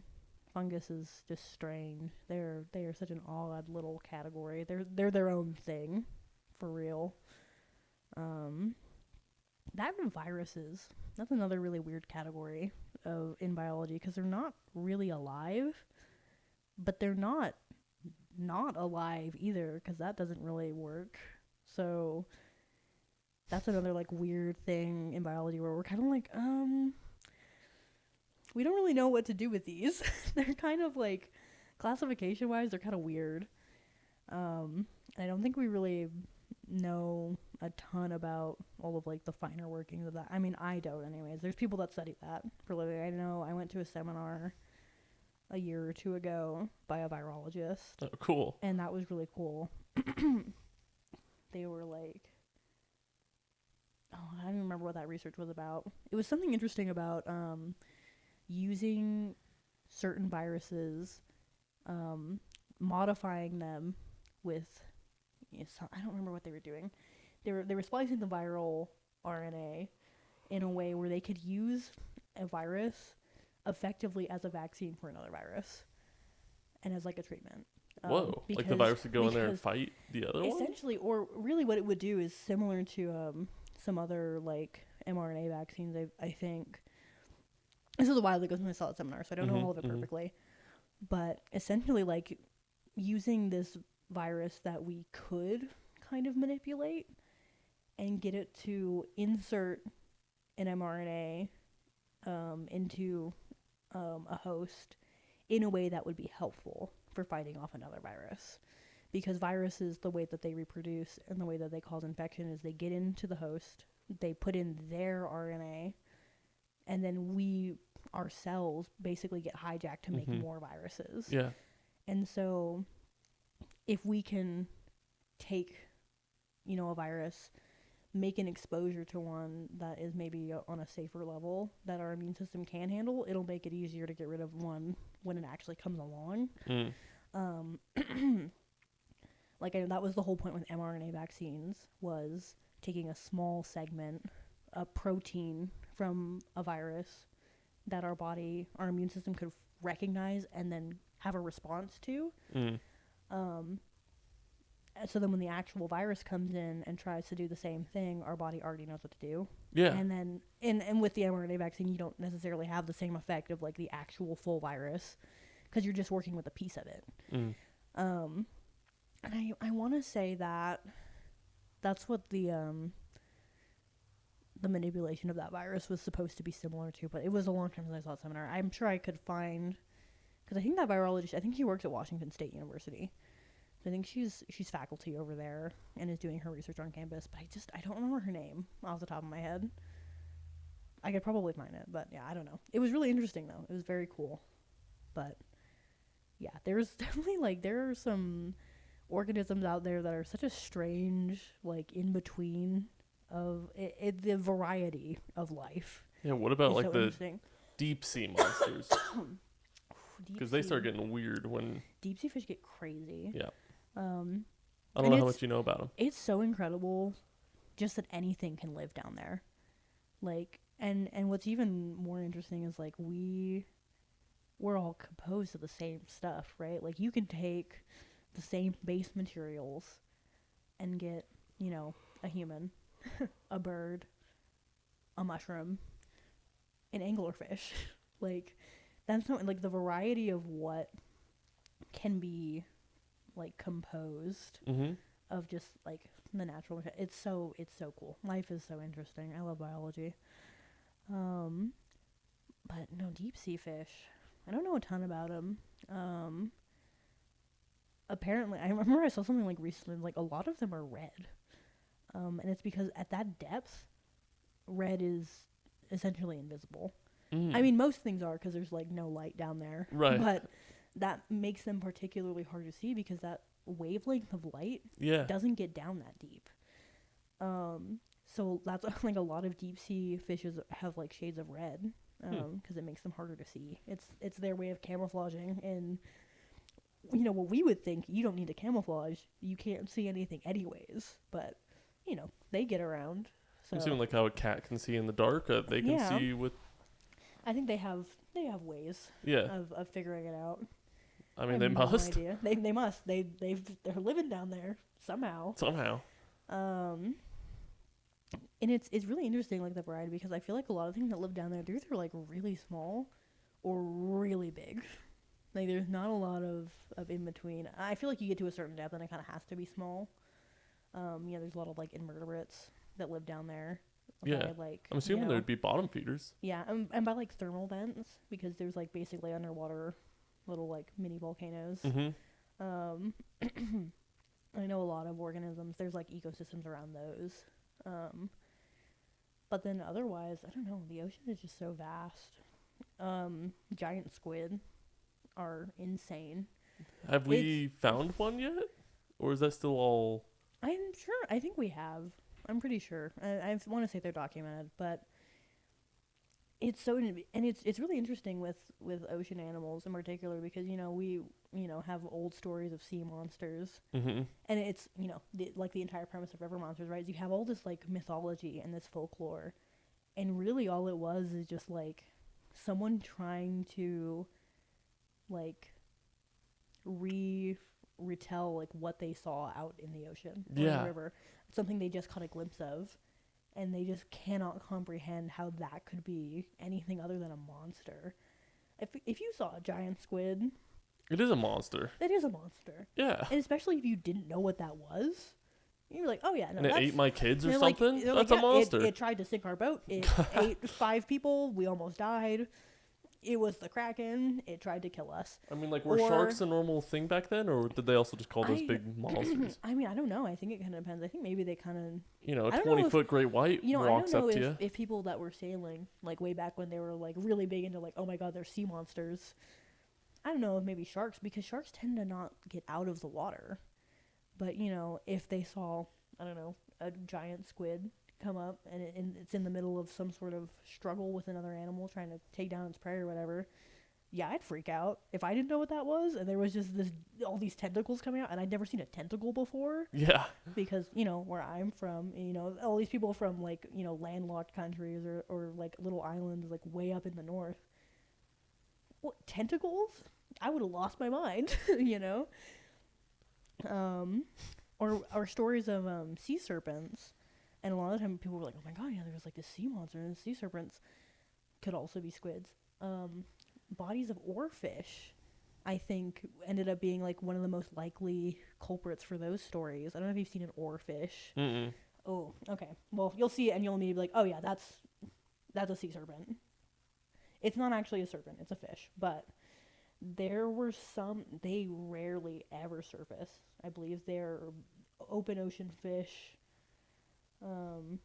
They live pretty far out there, but they get, let's see, what's the length here? Up to 8 meters. Oh wow. Oh no, wait. Yeah, grow 8 meters long. Some specimens have been reported to grow up to 17 meters.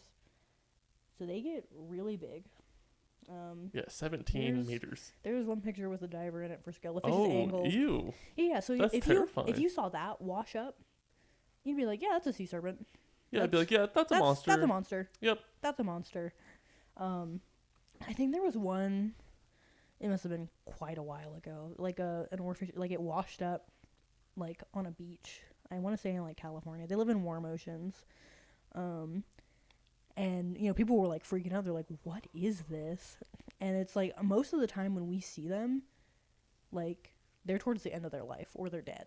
Because they spend their time like out in the open ocean, like they are not. Yeah, they're not on the coast. They are not in places where we would just run into one, mm-hmm. So a lot of them, like, there's not a lot of documentation of them, and there's probably so many other fish that we maybe just haven't run into that are just out there. Or at least haven't documented. Exactly, like they're just there, like we haven't seen them, or we haven't documented them, like they haven't been classified by science. I mean, we'd like to think we got most of them by now, but like. The ocean is so big. It's so big. Is it still 5% that we've explored, or has that gone up? I don't know. I have no idea. I feel like I always hear like 10% or whatever. 10% now? I have no idea. It's something like that. I don't know exactly how accurate that is. But, I mean, statistics like that are hard because it's like open ocean. How much can sustainably live out there that we wouldn't see in other areas? Because, mm-hmm. I mean, the majority, I mean, it's kind of like on land. Population density is directly related to resources. Yeah. Right? Like when humans were settling and starting up civilization, we settled around rivers and valleys and areas where we could actually like have what we needed to live. Mm-hmm.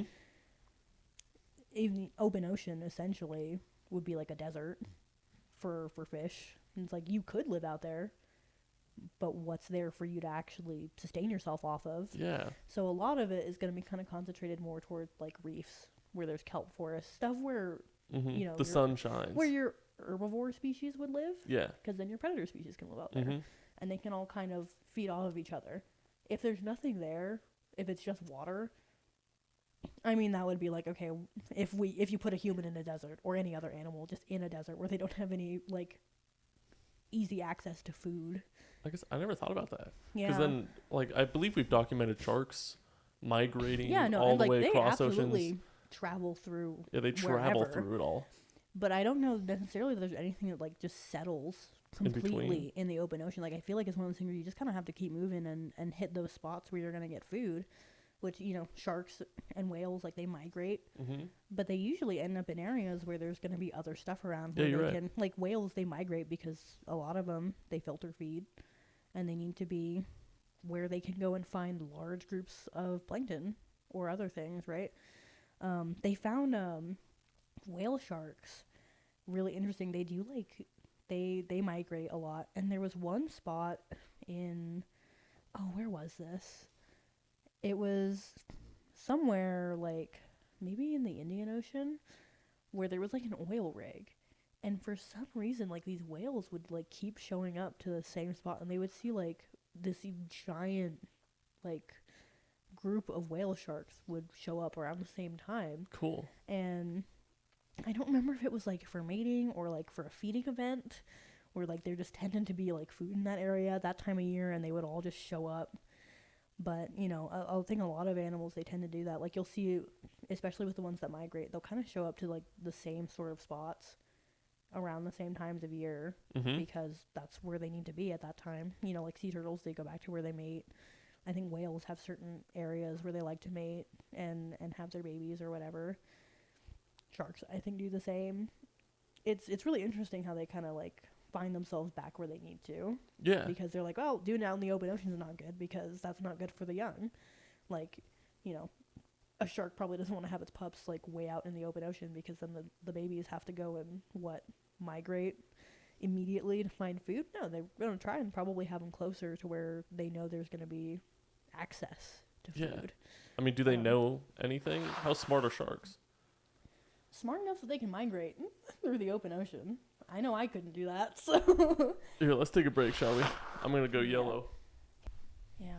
So what about crabs? Crustaceans? Crustaceans are so I remember I've heard something that's like, just evolutionarily, eventually everything just kind of morphs into a crab if you give it enough time. Yeah, right. Just because they're so optimized. Like, where do you go from crab?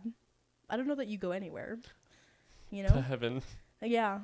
Maybe that's it. Yeah. Crab is the step right before then you angel. ascend into. That's when you go and you can leave this mortal coil. You get to be a crab. Maybe that's what heaven is. It's the lobster tank at a Red Lobster before they went bankrupt. We all just become crustaceans. Yeah, like it's a lobster going down the Titanic, you know? Yeah. I'm free. Then we get released into the open ocean as crustaceans. That's an interesting interpretation. How often do they get eaten? Oh, you know what's so interesting is I remember hearing, this must have been just like a couple of years ago. We were having problems with the snow crab population. That's like one of the species that's really popular for eating. Having trouble with too low or too high? Yeah, too low of a population, and we were like, this is like way lower than it should be. Like we were fishing them a lot, but they're like, why is it going down even more than just what we're taking out of the ocean? It's because they were eating each other. Because they didn't have enough food because we were fishing too much, right? And so they started cannibalizing each other. So the crabs were eating themselves, which is, cool. Again, just a testament to how delicious crab is. They can't even resist. I love good crab meat, honestly. I haven't had actual crab in a long, long time. I'm all right with imitation, though. It still tastes pretty good. Every now and again, I'll get a real hankering for it. And they have, like, at Walmart... Or we can go, they have these little packs. It's like 4 little sticks of imitation crab for $1, and it's called seafood snackers. I love seafood snackers. I'll go months and months without having any, and then one day I'll make eye contact with it, so I'll look at it and I'm like, ooh, I have to. What is it? It's like it's just like little imitation crab sticks. Well, like what is imitation crab? I think they use like. I think on the label it says like fish protein. I think they use like a more bland type of fish and then like a little bit of crab meat maybe, and they just kind of flavor it to taste like crab. And they shape it into like a little, it's almost like a stick of string cheese. But in crab. shape. in shape, but not in texture. But yeah, it's crab flavored. Weird. It's not bad, but it's definitely different from real crab meat. Yeah. But I mean, hopefully they don't go extinct. That'd be a shame. They are they are a perfect being evolutionarily. They're so optimized for what they do. But there's so many different kinds too. Oh, no. Oh my god, lobsters. They're really weird too. I'm pretty sure lobsters, they can live like a ridiculously long time if you just leave them alone. Yeah. And they'll just keep growing. Like, they don't stop growing at any point in their life. So if you just let a lobster do its thing, they will get huge. They get huge, and then but I believe the biggest and strongest one gets all the ladies. I'm pretty sure something like that. I'm not super well versed in crustacean mating, but something like that. I know they tend to they kind of do that thing. Yeah, they're sort of they're the weird intersection between like bugs and fish, because they're just like that sort of like shell, that exoskeleton almost. Yeah. They're really goes bugs to crustaceans to fish. I don't know if you had just like, you know, if you had like crab as a meal and you've had to like crack crab legs yourself. There's a spot where you know, if you're holding the leg and you've got the claw still attached, you can kind of like tug on a little tendon in there and you can pinch the claw manually. It's really interesting, like the way that like the muscle, if you kind of pull on it, it'll like it still operates. So weird. After you've cooked it, it's really interesting, and you can do that. You do it with cadavers too. We did that in my anatomy lab. Like human cadavers. Human cadavers, yes, we have that on campus. It's in the basement of the food science building. If anyone's curious. Oh, yeah, good. Yeah, it's the only building that had large enough freezers. That's a good way of saying. That's like a nice scientific, fun way of saying we have human bodies. We do. We have human bodies in big refrigerators on campus. We get them on loan from Washington State. That makes me so uncomfortable. Yeah, it's really cool, and there's just so much like there's a lot of procedures in place for like getting a cadaver. For sure. Like the person has to consent to it. Their family has to consent to it. There's like a bunch of paperwork they have to do to like get it all approved. It's like, you know, you can't just have a human body. Yeah. But it's honestly, it's a really like wonderful contribution, and it is so educational. It's very strange, but it is. It's really cool. Are they all skinned up, or is it just muscle? Mostly. So a lot of them. How much have you handled this? The anatomy cadaver? Students don't do any of the dissection. We get all of our cadavers prosected for us by the TAs, by the instructor. And so they don't entirely dissect them, but they have them just enough that like you can see what you need to see. And we do study the muscles in the cadavers, so they mostly do not have their skin. But there are some areas where they don't remove the skin because they don't need to. So, you know, no need to take off more than what is absolutely necessary. Right. So the faces are still on them, and the back of their head, because we don't get on there on the actual cadavers themselves, on the whole cadavers. The finger skin is still there, and the toes, and the genitals. They don't dissect those, because what would you even take off of that? But they keep them covered for the most part, because generally, they're like, yeah, we know, because a lot of the people that have to take A&P aren't necessarily interested in working with cadavers. I was like, get me in there, like, I want to dig around and see what's going on. Yeah. But, you know, a lot of medical science majors maybe aren't necessarily looking to go into being doctors or doing, you know, getting into the human body. Like my friend that's a medical science is a pharmacy major, so doesn't want anything to really do with that. A lot of the kids in my lab section were exercise science majors, so they wanted to be like physical therapists, and they're having to work with these dead bodies. And a lot of them were very uncomfortable. But, you know, they try to accommodate for that. They keep the faces covered. They kept the hands and feet covered whenever they could. The genitals were always covered. At least as much as they could be, like, to just kind of avoid any, like, accidental glimpses, because it is very unsettling. I accidentally caught a glimpse of one of the cadavers' like faces, and that was so weird.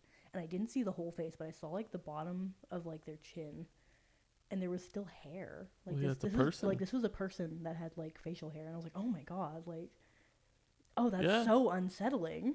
It makes me so uncomfortable. Because it's just like, because when you're looking at the whole thing and it's like the face is covered and like the other parts are covered, it looks, honestly, it's just like a model. You know, like you kind of like disassociate. You kind of disassociate it from like, oh, this is a human person. It's like, oh yeah, it's a human body, but it's not like you kind of detach the fact like this is a real person that lived a whole life and is dead, and now is on this table. It's like, oh yeah, it's a model. There's all the muscles. You can look in their soulless eyes. Yeah, no. Oh my god, I can't imagine looking a cadaver in the eyes. Oh, there was one we had. We had a hemi head, and that's a really strange one. A hemi head. What's that? So that's a cadaver where it's just the head, and what they do is they cut it. I want to say it's like you have part of the neck, because the idea of the hemi head model is that you can see the structures in the brain, and in like your nasal and oral passages, and then a little bit into the throat, and they just cut it right down the middle, and so we had a hemi head. And that was really weird, because if you did happen to look from the side, that was just a person's face, but just one half of it. And generally, you just didn't look. You just didn't look at it from that angle, because why would you? That's such an unsettling sight to see. The inside, again, it looks just like a model, and again, it's really helpful for learning the anatomy, because of course, you know, like the plastic models, you'll be able to see everything, but it's not going to look that clear and defined on the actual body. So if you actually need to find these structures like in your line of work, like if you're a surgeon, like you got to be able to see what it actually looks like, so you know what you're actually looking for. You know, I see the reason why it's a thing. And it really is interesting to see it like in its actual form, and to differentiate, because you know, like a lot of the models and stuff, it's good for like, okay, yeah, I can see these are the different muscles and whatever, but like they're never that distinct. Like a lot of our things, they're like color coded, right? None of our muscles are color coded. They all look the same, and honestly, they kind of blend together. So especially on a cadaver, because they're kind of worn down, they're dried out. They do try to keep them moisturized, but like you're only going to retain so much moisture. It does look like beef jerky. Which is really unsettling. That's a weird thing to think when you go in there for the first time and you're looking at them, and you're like, oh, it's like wet beef jerky. Well, I went hunting for the first time last summer, I think. Got myself a deer, and the whole gutting process. It was so interesting because I was touching muscle for the first time. You know, after ripping all that fur off, all the skin off. It's a weird. It wasn't sticky like I thought it would be, and it was dry. Was it? And I mean, I guess deer are a lot more gamey. Yeah, for sure. You know, they're I'm using sure humans that muscle. might be a little squishier. Human, maybe. I think some of it might have been, but generally, like the muscles just themselves were. And when we had cadavers that were all of like kind of different bodies, like we had one that was like short, and I think we had 2 male cadavers and 2 female cadavers. They told us a little bit about them before we saw them, but you know, they can only tell us so much. And a lot of it was just like, hey, keep in mind, this was an actual person, so be respectful, because this person donated their body to science, so we're going to treat their body well. And, you know, it was actually, this is the thing in the anatomy lab, like the first day of lab, they're like, hey, you are not allowed to take any pictures in lab. Keep anything with the camera put away, because taking a picture in there with any of the cadavers out apparently is a felony. So they're like, you cannot take any pictures of these, and you couldn't take pictures in the room at all, really, because they had a couple skeletons in the room that they were articulated skeletons, so they were like hung up, but they had like little wires and stuff like through the bones, so that you know they still were kind of like in the right placement. And are they real skeletons? And they were real human skeletons. We had a couple like plastic model ones too, but there was at least one that was a real human skeleton. Wow. And they're like, you know, that can't be photographed because it was a person's bones, so we can't have any photos of that. But they did have a software that they gave us access to during like our time in the course, where they did have like a photo library. It was like an interactive one where you had like this like 3D like model of an actual human cadaver that you could look at to like study for the tests and stuff.